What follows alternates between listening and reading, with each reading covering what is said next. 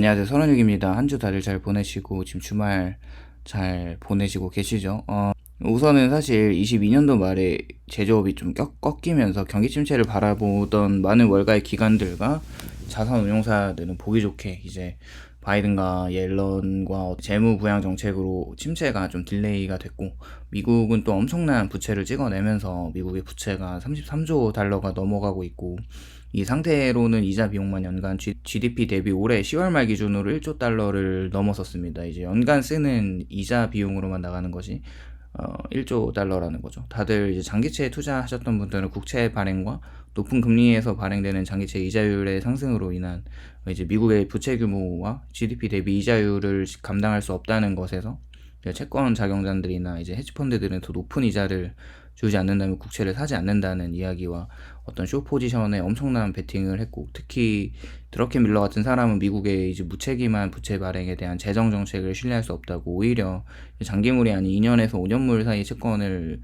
이제 막 사들이기도 하고 있습니다. 결국에 연준이나 재무부는 지금 서로 공조를 하면서 장기 금리를 내려놓았고, 제가 생각하는 것은 아직 인플레이션이 완전히 잡히지 않은 상태인데 침체를 선제적으로 막기 위한 어떤 시장을 달래주는 비둘기적인 어떤 발언들을 하면서 채권 금리를 낮출 수밖에 없는 상황에서 이제 3연 초과라는 거죠.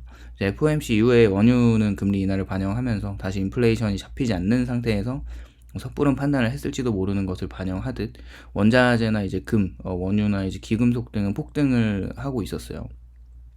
그동안 침체를 반영한 원유는 엄청 내려가다가 다시 올라가는 것이죠.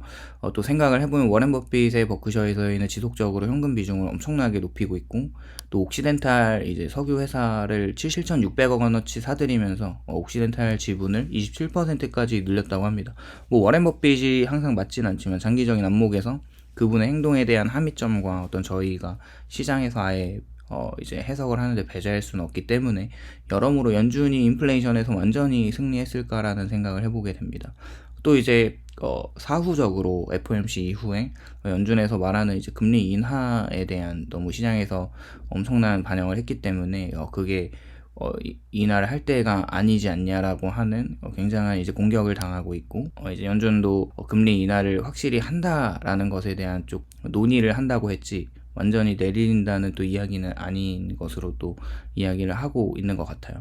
또 많은 투자자들이 머리가 아프실 것 같습니다. 물론 저도 머리가 좀 아프긴 한데, 어쨌거나 탈세계와 특히 미국 같은 경우는 노동임금 상승률이 그동안 너무 가팔랐기 때문에 고금리의 어떤 지속으로 인해서 좀비 회사들이나 중소기업들이 정리가 좀 되고 해고율이 높아지면 어느 정도 이제 2% 초반까지는 아니어도 그에 준하는 이제 디스인플레이션을 할 수 있다고는 생각을 하고 있어요. 그런데 결국에 장기금리의 하락이 어느 정도까지 하락할지는 모르겠지만 대부분의 시장의 전망은 3.5%까지는 침체로 인해서 내려올 것이라는 전망이 월가의 어떤 골조이기도 합니다. 어쨌거나 여기서 생각해 볼 수 있는 건 3.5%까지의 채권 금리가 내려온다고 했을 때 경기가 골디락스로 갈 수 있는 거는 좀 아니라고 생각을 해요. 어떤 해고율이 확 올라가고 이제 이런 디스인플레이션이 진행이 된다는 것이 적용됐을 때 3.5%라고 하는 수치라고 하면 주식의 어떤 계속 상승세가 이어나갈 수 있을까라는 생각을 계속 할 수가 없는 거죠. 또한 또 다른 관점에서 생각해 볼 수 있는 건, 채권 투자자 입장에서는 내년에 좀 푸근하고 걱정 없이 포지션을 유지하면서 갈 수 있겠죠. 그런 부분에서는. 또 주식의 비중이 큰 사람들은 내년에 급격하게 내려간 어떤 장기금리가 다시 조정은 보일 수 있을 거라는 생각을 하고 있어요. 그리고 그때가 되면 걱정해야 할 것이 또 방금 말했듯이 이제 뉴욕 증시라는 거죠. 이미 유럽은 침체로 들어갔다고 봐야 하고, 미국을 제외한 북미 지역이나 캐나다 또한 계속해서 나오는 지표들은 컨센서스보다 낮게 나오고 있어요. 제조업이나 서비스업이나 원자재 지수 등이 계속해서 낮아지고 있어요. 결국엔 글로벌한 수요들이 감소하고 있고, 아직까지 미국은 생활 소비할 수 있는 여력들이 있어서, 물론 초과 저축률이 거의 감소하고 중산층을 제외한 그 밑에 서민들의 통장에 남은 돈이 없어서 연간 20%에 달하는 신용카드 리볼빙으로 생계를 유지하고 있는 건 다들 알고 계실 거예요. 또 아직 실업률이 높아지지 않고 고용이 버티고 있기 때문에 소비의 여력이 있어서 또 11월 소매 판매가 상당히 좋게 나왔습니다. 물론 블랙 프라이데이로 인해서 소비가 좋은 달이기도 한데, 결국 빌 에크먼 같은 사람은 너무 빠르게 냉각되는 경기로 인해 내년 상반기와 그 이후에 시간이 지날수록 GDP는 빠르게 둔화할 것이고 소비도 빠르게 감소할 수밖에 없는 구조라고 하고 있어요. 그런 이런 오피셜한 스테이트먼트에 연준 위원들은 어느 정도 맞다고 생각을 했고, 그렇게 생각해서 이번에 엄청난 비둘기 모드로 시장을 달래주러 나온 것이 아닐까 생각을 합니다. 우선 또 그리고 내년쯤에 가면 현재 연준의 대차대조표를 보면 그 RRP라고 하는 계좌가 역대급으로 빠져 있습니다. 이게 사실 거의 2.5조 달러까지 올라갔었는데 현재는 0.76조 달러까지 내려온 상황이에요.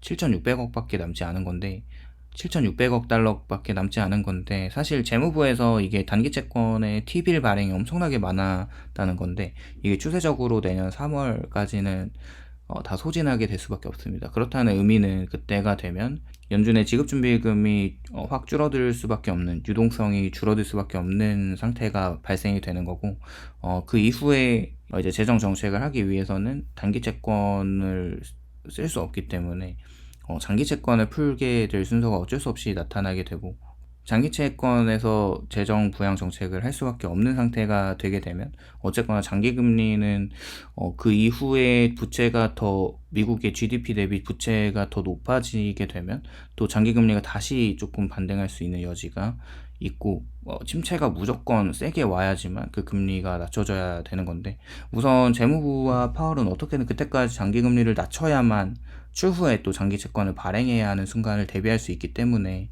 금리 인하 논의를 이제 들어갔다고 봅니다. 시장은 시장이 그로 인해서 장기 채권 금리가, 10년물 금리가 확 내려오게 하는 어떤 그 작업이라고 생각을 좀 저는 개인적으로 하고 있어요. 드러케 밀러 같은 사람은 이제 옐런을 엄청나게 비판을 했었던 게, 그 코로나 때 엄청난 저금리에서, 초저금리에서 이제 부양 정책을 했을 때 금리가 엄청 낮았잖아요. 그때 장기 채권을 확 발행을 했어야 되는데, 생각해보면 그때 일반 이제 기업들은 채권을 듀레이션을 엄청 높게 깔아서 굉장히 많이 발행을 해서, 그 이제 빅테크 기업 같은 경우는 굉장히 오히려 금리가 올라가면서 수혜를 봤었는데, 미국 정부는 멍청한 정책으로 엄청 좀 비판을 받을 수밖에 없는 상황이긴 합니다. 또한 금리 인하로 인해서 주식시장이 급격하게 상승을 또 하면서 이렇게 반영을 했는데, 결국 내년 상반기에는 조정을 보이는 게 불가피하다는 생각을 하고 있어요. 역사적으로 솔직히 8번의 경기 침체 중에 7번의 주가 폭락이 있었다고 생각해보면, 2000년이나 2002년, 2008년에 금리가 고점을 찍고 나서 이제 시장을 달래주는 어떤 금리 인하 발언을 항상 연준 위원들이 했을 때 항상 시장은 선반영으로 주가가 폭등을 했습니다. 그렇게 항상 개미들은 고점을 형성하고 앞으로 이제 장밋빛 미래 주식이 훨씬 더 올라간다는 어떤 그런 생각으로 고점을 형성을 했는데, 갑자기 반응도 하기 힘들지 주가가 반토막이 났어요. 우선 아직까지는 저는 조심해야 한다고 생각하기 때문에 주식 비중을 늘리고 계속 돈 복사를 하고 있는 사람들로부터 굉장한 포모가 생길 거예요. 그렇지만 리스크를 지는 것을 좀 너무 싫어하기 때문에 조금 저는 이제 기다려 보려고 하고요.